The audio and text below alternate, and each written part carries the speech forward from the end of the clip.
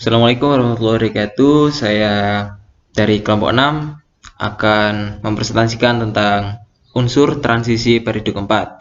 Anggota dari kelompok 6 yaitu saya, Prasetyo Ramadan, presensi 26, Putri Natalia, presensi 27, Raffi Krishna Purnama, presensi 28, Raihan Latif Jamaluddin, presensi 29, dan Reina Zaliuza Putri, presensi 30.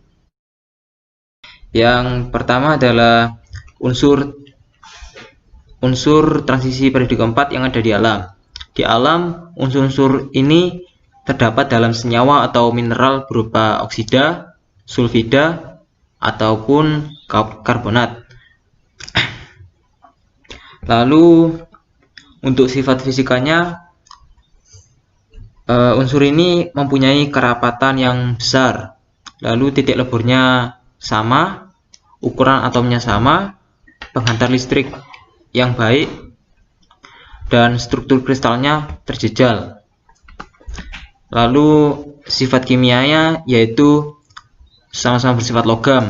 Umumnya membentuk senyawa berwarna, lalu membantu ion kompleks, lalu sebagian besar ion-ionnya mempunyai lebih dari satu biloks, lalu bersifat katalis dan dapat membentuk senyawa-senyawa paramagnetik. Lalu pembuatan skandium. Skandium dapat dibuat dengan elektrolisis cairan SCCl3 yang dicampurkan dengan klorida lain. Lalu ada pembuatan titanium, yaitu dengan cara langkah awalnya itu produksi titanium dilakukan dengan mengubah biji rutil yang mengandung TiO2 menjadi TiCl4, kemudian TiCl4 direduksi dengan Mg pada temperatur tinggi yang bebas oksigen. Persamaan reaksinya itu TiO2 ditambah karbon ditambah 2Cl2 menghasilkan TiCl4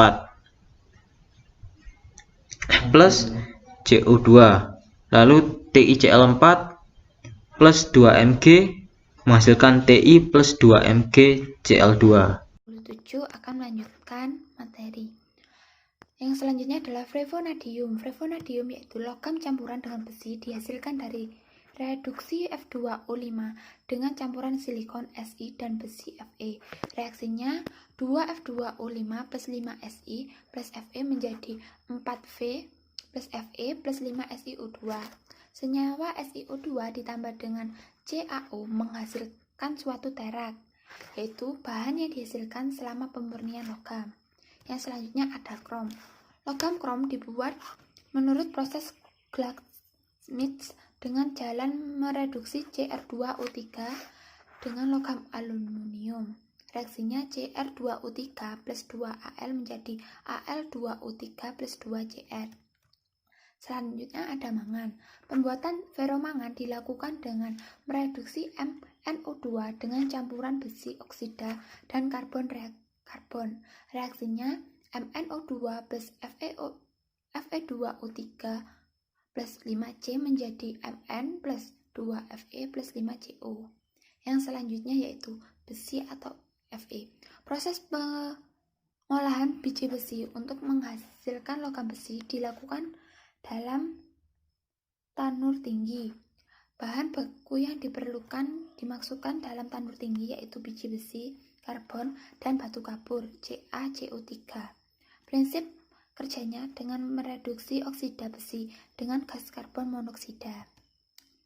Yang selanjutnya yaitu unsur kobalt diproduksi ketika hidroksida hujan akan timbul hipoklorit sodium NaOCl. Berikut reaksinya 2CO2 plus 2O plus NaOCl plus 4OH- plus H2O menjadi 2COOH3 kali plus NaCl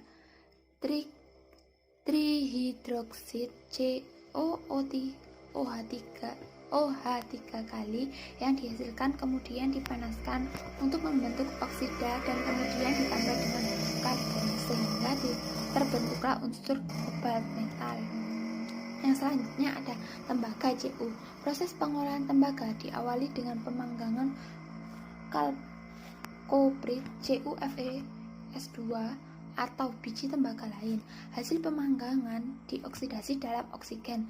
Tembaga yang dihasilkan dimurnikan secara elektrolisis dan flotasi, yaitu proses pemisahan yang digunakan untuk menghasilkan konsentrat tembaga emas. Yang selanjutnya ada seng Zn. Pembuatan seng dilakukan dengan cara mereduksi salamin dengan arang. Biji-biji seng yang utama. Suatu metode dalam mengambil unsur ini dari bijinya adalah dengan cara memanggang biji seng untuk membentuk oksida dan mereduksi oksidanya dengan arang atau karbon yang dilanjutkan dengan proses distilasi. Kegunaan 1. Skandium atau Sc. Penggunaan utamanya dari segi isi padu adalah aloi aluminium skandium untuk industri aeroangkasa dan juga untuk peralatan sukan, basikal, bat baseball, senjata api dan sebagainya yang memerlukan bahan berprestasi tinggi apabila dicampur dengan aluminium. Yang kedua yaitu titanium, Ti. Titanium digunakan sebagai badan pesawat terbang dan pesawat supersonik karena pada temperatur tinggi tidak mengalami perubahan kekuatan. 3. Vanadium. Vanadium digunakan untuk membuat peralatan yang membutuhkan kekuatan dan kelunturan yang tinggi seperti permobil dan alat mesin berkecepatan tinggi. Umumnya digunakan untuk paduan dengan logam lainnya seperti baja, tahan karat, dan baja untuk peralatan. Yang keempat, kromium. Adapun kegunaan kromium antara lain sebagai berikut. Kromium digunakan untuk mengeraskan baja, pembuatan baja tahan karat, dan membentuk banyak alloy logam campuran yang berguna. Digunakan untuk katalis dan untuk pewarnaan gelas. Suatu senyawa kromium yang indah sekali adalah jamrud atau emerald. Batu permata ini terbentuk jika sebagian ion aluminium dalam mineral beril Be3Al2 Si6O18 diganti oleh ion kromium 3.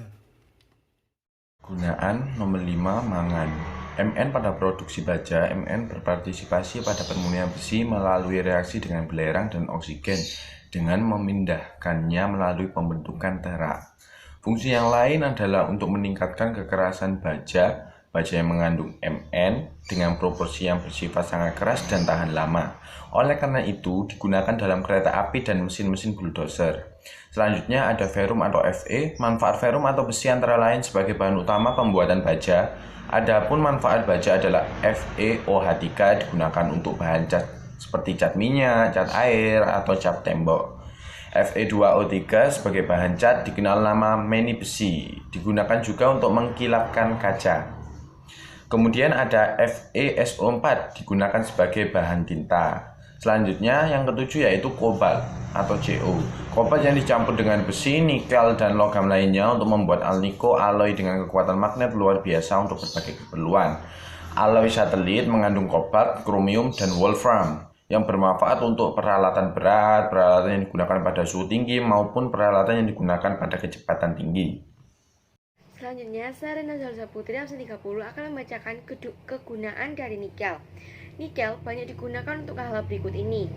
Nikel merupakan logam putih yang berwarna keabu-abuan yang bersifat dapat ditempa, penghantar panas yang baik, dan tahan terhadap udara, tetapi tidak tahan terhadap air yang mengandung asam, sehingga banyak digunakan sebagai komponen pemanas listrik atau nikrom yang merupakan campuran dari Ni, Fe, dan Cr.